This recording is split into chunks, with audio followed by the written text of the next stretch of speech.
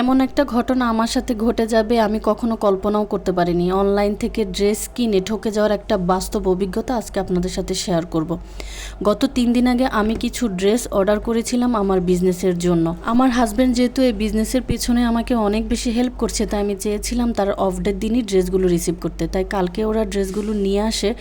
রাইডের হাত থেকে যখন ড্রেসগুলো পাই আমরা দুজনে দেখে এত বেশি হতাশ হই আর এত বেশি খারাপ লাগছিল যে মানুষ আসলে কিভাবে পারে মানুষকে টাকা দিয়ে জিনিস দিয়ে ঠকাতে। বলেন তো, টাকা দিয়ে কিনে কেউ কি ঠকতে চায়? আমি ওই পেজের নামটা এখানে মেনশন করব না, কারণ আমি চাই না কারো ক্ষতি হোক।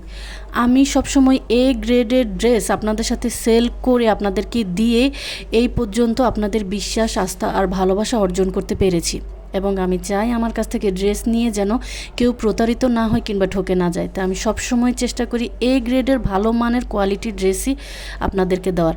ড্রেসগুলো দেখার পরে আমাদের এত বেশি খারাপ লেগেছিল, উনি দেখিয়েছিল গ্রেডের কিন্তু দিয়েছিল সি গ্রেডের, তাই সাথে সাথে ড্রেসগুলো ফেরত দিয়ে দিই।